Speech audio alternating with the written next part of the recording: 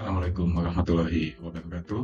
Perkenalkan, nama saya Agus Mursid. Saya salah satu mahasiswa Universitas Cyber Asia dari Prodi Manajemen. Pada kesempatan kali ini saya akan menyampaikan satu materi presentasi dari mata kuliah Anggaran Bisnis dengan judul Penyusunan Anggaran Penjualan, Produksi, dan Bahan Baku. Studi kasus dari PT ABP. Adapun dosen pengampu mata kuliah ini adalah Ibu Pustika Ayuning Puri SEM. Adapun konten dari isi presentasi ini adalah yang pertama konsep anggaran, yang kedua anggaran produksi, yang ketiga anggaran penjualan, yang keempat anggaran bahan baku dan pembelian, soal-soal dan kesimpulan.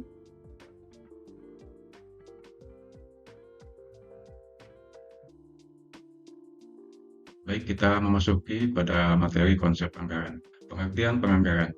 Penganggaran atau penyusunan anggaran budgeting adalah proses penyusunan rencana keuangan organisasi yang dilakukan dengan cara menyusun rencana kerja dalam jangka waktu tertentu, umumnya untuk tahun dan dinyatakan dalam satuan moneter. Yang kedua, penganggaran merupakan bagian dari proses perencanaan organisasi yang secara umum meliputi perencanaan strategi, penyusunan program, dan penyusunan anggaran. Yang kedua, tahapan penganggaran. Adapun langkah-langkahnya adalah yang pertama, tahap persiapan. Anggaran yang akan dibuat pada tahun yang akan datang sebaiknya disiapkan beberapa bulan sebelum tahun anggaran itu dimulai. Yang kedua, tahap penyusunan. Menyusun rencana keuangan yang terdiri dari rencana pendapatan, rencana biaya, rencana pembiayaan, melibatkan pihak-pihak terkait dengan bidang yang direncanakan. Yang ketiga, tahap ratifikasi atau pengesahan. Melakukan perundingan dalam menyesuaikan rencana akhir setiap komponen anggaran, melakukan koordinasi dan penelaahan setiap komponen anggaran, mengesahkan dan mendistribusikan anggaran kepada pihak pengguna anggaran. Yang keempat adalah tahap implementasi atau pertanggungjawaban. Melaksanakan kegiatan atau pekerjaan berdasarkan anggaran yang sudah disahkan, menyusun laporan realisasi anggaran bagi setiap pengguna anggaran, melakukan analisa varians dan disampaikan ke pimpinan organisasi dan pihak terkait lainnya. Pengertian anggaran. Anggaran merupakan satu rencana tindakan yang dinyatakan dalam istilah keuangan. Anggaran memainkan suatu peranan penting dalam perencanaan, pengendalian, dan pembuatan keputusan. Yang kedua, anggaran juga berfungsi untuk memperbaiki komunikasi dan koordinasi, suatu peranan yang menjadi semakin penting seiring dengan berkembangnya ukuran perusahaan. Yang ketiga, anggaran merupakan suatu rencana yang disusun secara sistematis yang dinyatakan dalam unit moneter yang meliputi seluruh kegiatan perusahaan untuk jangka waktu di masa yang akan datang. Menurut Hansen dan Mowen, anggaran merupakan alat untuk pengendalian dan perencanaan pendapatan dan biaya untuk periode waktu 1 tahun dan berfungsi sebagai alat pengawas bagi pihak manajemen untuk mengadakan penilaian hasil-hasil yang telah dicapai. Yang ketiga, jenis anggaran menurut dasar penyusunan anggaran terdiri dari anggaran tetap atau peak budget adalah anggaran yang dibuat untuk suatu kegiatan selama jangka waktu tertentu, di mana pada tingkat kegiatan tersebut dinyatakan dalam pendapatan dan biaya. Yang kedua adalah anggaran variabel atau flexible budget, adalah anggaran yang dibuat berdasarkan pada kegiatan tingkat kegiatan. Prinsip dari anggaran ini adalah bahwa untuk setiap tingkat kegiatan harus terdapat norma-norma untuk kegiatan yang dikeluarkan. Yang keempat, jenis anggaran menurut cara penyusunan terdiri dari anggaran periodik, yaitu anggaran yang disusun untuk satu periode tertentu, umumnya 1 tahun, yang disusun setiap akhir periode anggaran. Yang kedua, anggaran kontinu, yaitu anggaran yang dibuat untuk memperbaiki anggaran yang sudah dibuat. Jenis anggaran menurut jangka waktu terdiri dari satu, anggaran jangka pendek atau anggaran taktis, yaitu anggaran yang dibuat dalam jangka waktu lama 1 tahun. Anggaran ini untuk keperluan modal kerja merupakan anggaran jangka pendek. Yang kedua adalah anggaran jangka panjang atau anggaran strategis, yaitu anggaran yang dibuat untuk jangka waktu lebih dari 1 tahun, anggaran untuk keperluan investasi barang modal atau capital budget. Anggaran jangka waktu panjang tidak harus berupa anggaran modal. Anggaran jangka panjang diperlukan sebagai dasar penyusunan anggaran jangka pendek. 6. Jenis anggaran menurut bidangnya. 1. Anggaran operasional adalah anggaran untuk menyusun anggaran laporan laba rugi. Anggaran ini terdiri dari anggaran penjualan, anggaran biaya pabrik, dan anggaran beban usaha. Yang kedua adalah anggaran keuangan, adalah anggaran untuk menyusun anggaran neraca. Anggaran keuangan terdiri dari anggaran kas, anggaran piutang, anggaran persediaan, anggaran utang, dan anggaran neraca. 7. Jenis anggaran menurut kemampuan penyusunannya. Yang pertama adalah anggaran komprehensif, merupakan rangkaian dari berbagai macam anggaran yang disusun secara lengkap. Anggaran komprehensif, perpaduan dari anggaran operasional dan anggaran keuangan yang disusun secara lengkap. Yang kedua, anggaran parsial, merupakan anggaran yang disusun secara tidak lengkap. Anggaran yang hanya menyusun bagi anggaran tertentu saja. Misalnya, karena keterbatasan kemampuan, maka yang dapat disusun hanya anggaran operasional. Jenis anggaran menurut fungsi terdiri dari yang pertama adalah anggaran apropriasi. Adalah anggaran yang dibentuk bagi tujuan tertentu dan tidak boleh digunakan untuk tujuan lain. Kemudian berikutnya adalah anggaran kinerja. Adalah anggaran yang disusun berdasarkan fungsi kegiatan yang dilakukan dalam organisasi perusahaan. Misalnya, nilai apakah biaya yang dikeluarkan oleh masing-masing aktivitas tidak melampaui batas. Kemudian yang kesembilan, fungsi anggaran. Sebagai alat pengendalian, anggaran berfungsi sebagai instrumen yang dapat mengendalikan terjadinya pemborosan pengeluaran. Yang kedua adalah sebagai alat koordinasi dan komunikasi. Sebagai alat koordinasi dan komunikasi, anggaran merupakan instrumen yang melakukan koordinasi antar bagian-bagian di perusahaan. Yang ketiga adalah sebagai alat penilaian kinerja, anggaran merupakan wujud komitmen dari pihak eksekutif sebagai pengguna anggaran kepada perusahaan sebagai pemberi wenang. Kinerja pihak eksekutif sebagai manajer dinilai berdasarkan pencapaian target, anggaran, dan efisiensi pelaksanaan anggaran. Kita memasuki pada materi anggaran penjualan. Konsep anggaran penjualan. Perencanaan penjualan pada dasarnya mencakup serangkaian kegiatan dalam menetapkan jumlah barang yang harus dibuat, jumlah persediaan bahan, jumlah jam kerja, mesin, dan tenaga kerja, bahan baku yang akan dipakai, biaya produksi, dan sebagainya untuk menjalankan aktivitas-aktivitas perusahaan agar tujuan perusahaan tercapai. Perencanaan penjualan itu sendiri mencakup perencanaan advertensi dan promosi, perencanaan biaya-biaya penjualan, serta perencanaan pemasaran. Adapun tujuan dari penjualan adalah sebagai pedoman kerja, alat pengkoordinasian kerja, dan alat pengawasan kerja. Yang berikutnya adalah mengurangi ketidakpastian tentang pendapatan di masa yang akan datang. Tujuan yang ketiga adalah memasukkan kebijakan dan keputusan manajemen dalam proses perencanaan. Yang keempat, memberikan informasi penting bagi pembentukan elemen lain dari rencana laba menyeluruh. Yang kelima adalah memudahkan pengendalian manajemen atas kegiatan penjualan yang dilakukan. 3. Metode ramalan penjualan. Untuk melakukan suatu peramalan penjualan, maka perusahaan dapat melakukan melalui dua pendekatan, yaitu secara kuantitatif dan kualitatif. Ramalan secara kualitatif berdasarkan menggunakan pendapat atau judgment, sedangkan peramalan secara kuantitatif biasanya menggunakan metode statistik dan matematik. Beberapa metode yang berkaitan dengan peramalan adalah peramalan berdasarkan judge method. Yang pertama, pendapat pimpinan bagian penjualan. Yang kedua, pendapat para petugas atau staf penjualan. Yang ketiga, pendapat lembaga. Yang kelima, pendapat para ahli. Yang keenam, pendapat para konsumen. Sedangkan untuk peramalan berdasarkan metode statistik, diantaranya metode tren bebas. Pada umumnya, metode tren bebas cenderung digunakan sebagai analisis pendahuluan yang akan memberikan gambaran awal dari suatu permasalahan yang dihadapi. Yang kedua, metode trend semi-appraise. Metode ini dapat digunakan untuk keperluan peramalan dalam membentuk suatu persamaan seperti analisis regresi. Yang ketiga, metode trend moment. Metode ini mensyaratkan jumlah data harus genap. Kemudian metode least square, penerapan metode ini untuk keperluan peramalan dengan membentuk persamaan Y sama dengan A ditambah BX. Untuk metode tren parabola kuadrat, tren yang dinilai dari variabel terkait naik atau turun bukan garis lurus atau terjadi parabola. Yang berikutnya adalah metode regresi. Bentuk dari metode ini umumnya mempertimbangkan beberapa variabel yang terkait dengan variabel yang diprediksi. Dalam hal ini, prediksi jumlah penjualan produk dan periode yang akan datang.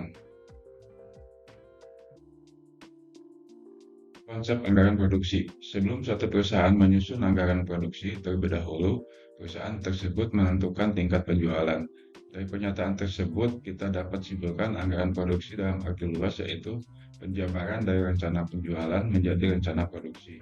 Sehingga kegiatan produksi tidak dapat berdiri sendiri, melainkan aktivitas penunjang dari rencana penjualan.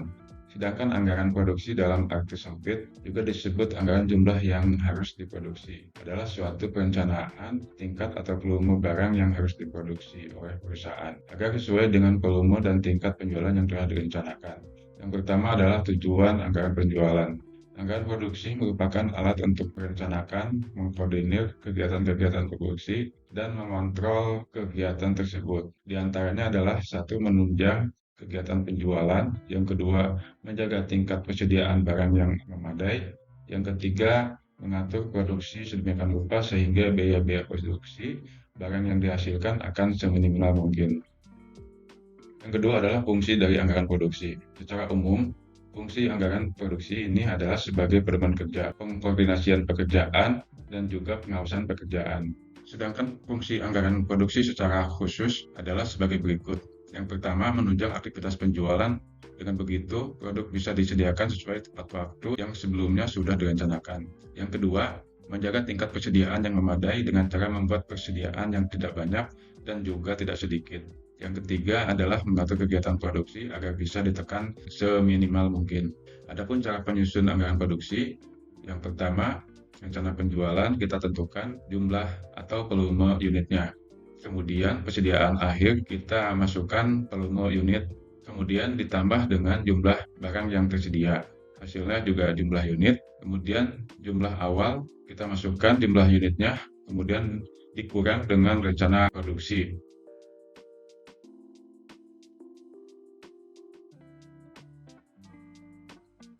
Berikutnya adalah anggaran bahan baku dan pembelian. Konsep anggaran bahan baku.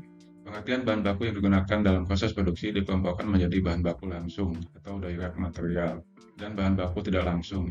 Bahan baku langsung adalah semua bahan baku yang merupakan bagian barang jadi yang dihasilkan. Sedangkan bahan baku tidak langsung adalah bahan baku yang ikut berperan dalam proses produksi, tetapi tidak langsung tampak pada barang jadi yang dihasilkan. Anggaran bahan baku hanya merencanakan kebutuhan dan penggunaan bahan baku langsung. Bahan baku tidak langsung tidak direncanakan dalam anggaran biaya overhead pabrik. Adapun tujuan dari penyusunan anggaran bahan baku diantaranya memperkirakan jumlah kebutuhan bahan baku, memperkirakan jumlah pembelian bahan baku yang diperlukan, kemudian sebagai dasar penyusunan kebutuhan dana yang diperlukan untuk melaksanakan pembelian bahan baku. Selanjutnya sebagai dasar penyusunan produk costing, yakni memperkirakan komponen harga pokok pabrik karena penggunaan bahan baku dalam proses produksi. Yang terakhir adalah sebagai dasar melaksanakan fungsi pengawasan bahan baku. Yang ketiga adalah anggaran kebutuhan bahan baku. Anggaran kebutuhan baku merupakan anggaran yang disusun untuk merencanakan jumlah fisik bahan baku langsung yang diperlukan, bukan nilai dalam rupiah.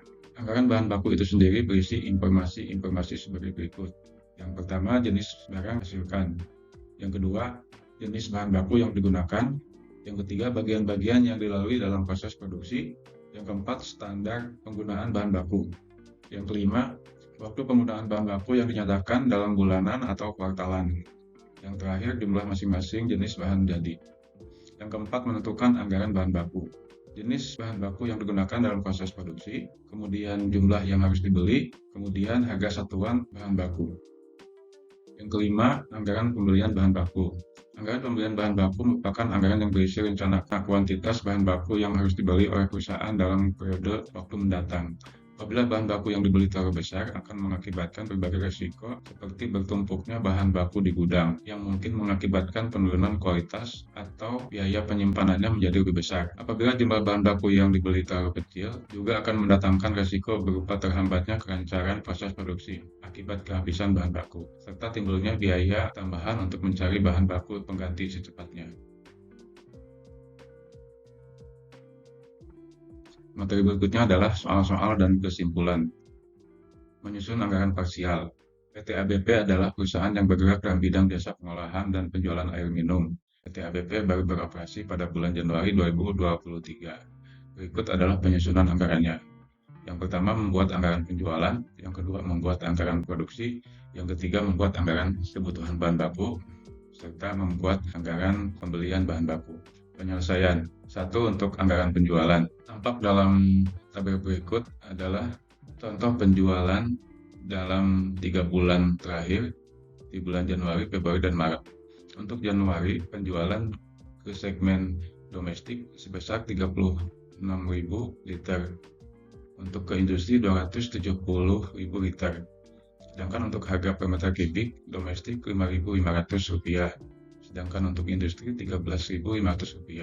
Maka total penjualan di bulan Januari sebesar Rp3.843.000.000.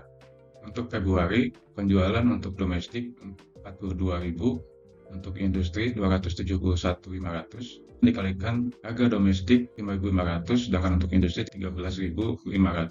Maka total penjualannya adalah harga penjualan domestik dikali harga per satuan meter kubik domestik ditambah harga industri. Penjualan bulan Maret kebutuhan untuk domestik 35.000 liter, penjualan di bulan Maret untuk domestik 35.000 liter, untuk industri 279.000 liter, kemudian untuk harganya 5.500 untuk domestik dan untuk industri 13.500. Maka total penjualannya adalah 3.959 juta.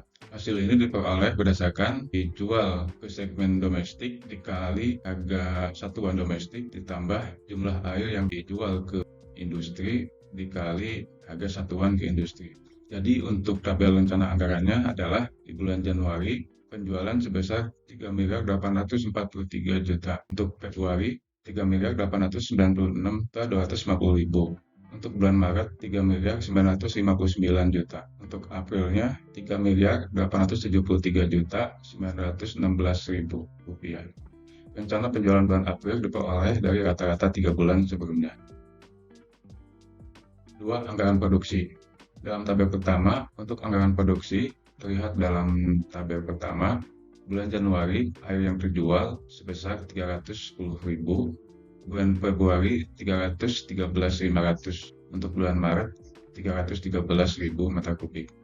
Adapun persediaan akhir dan persediaan awalnya di bulan Maret sebesar 500, sedangkan di bulan Januari 300 meter kubik. Tabel 3 menunjukkan penjualan di bulan Januari 310.000, untuk bulan Februari 313.500 dan untuk Maret 313.000. Jadi totalnya adalah 936.500. Ditambah persediaan akhir di bulan Maret sebesar 500. Jadi kebutuhan totalnya adalah 937.000. Ada persediaan awal di bulan Januari sebesar 300. Jadi totalnya untuk jumlah kebutuhannya adalah 936.700. Yang ketiga adalah anggaran bahan baku. Dalam tabel terdapat dua kebutuhan bahan baku untuk memproduksi air bersih, diantaranya yang pertama air baku sungai dan semikal. Jumlah kebutuhan baku untuk produksi air sungai sebesar 1.170.875, sedangkan untuk semikalnya sebesar 4,81. Adapun harga bahan baku untuk air sungai sebesar Rp1.200 dan untuk semikalnya 70 juta. Maka untuk kebutuhan bahan baku sungai 1.170.875 dikali Rp1.200 sama dengan 1.405.050.000. Sedangkan untuk semikal 4,81 dikali 70 juta sama dengan Rp337.700.000. 4. Anggaran pembelian bahan baku. Berikut data estimasi persediaan bahan baku awal dan akhir Januari. Air bahan baku sungai 1 Januari tersedia sebesar 500, sedangkan di akhir Januari tanggal 31 550. Bahan semikal 1 Januari hanya 1, untuk tanggal 31 Januari 0,8. Maka jumlah anggaran pembelian bahan baku untuk produksinya sebagai berikut. Jumlah kebutuhan bahan baku produksi sebesar 1.170.875 meter kubik. Untuk semikalnya 4,81. Persediaan akhir untuk air baku 550 meter kubik.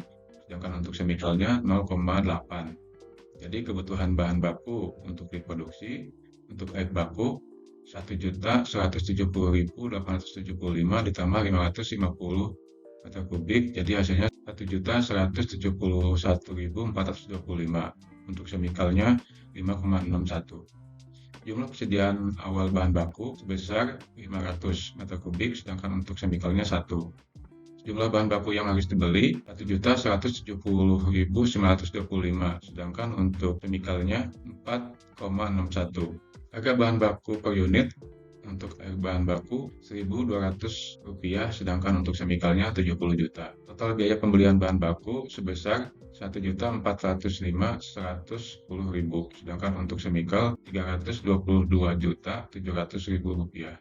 Kesimpulannya adalah besar anggaran penjualan di bulan April tahun 2023 adalah Rp3.873.916.000. Jumlah rencana produksi air minum adalah 936.700 meter kubik. Total biaya pembelian bahan baku adalah 1.727.810.000 rupiah.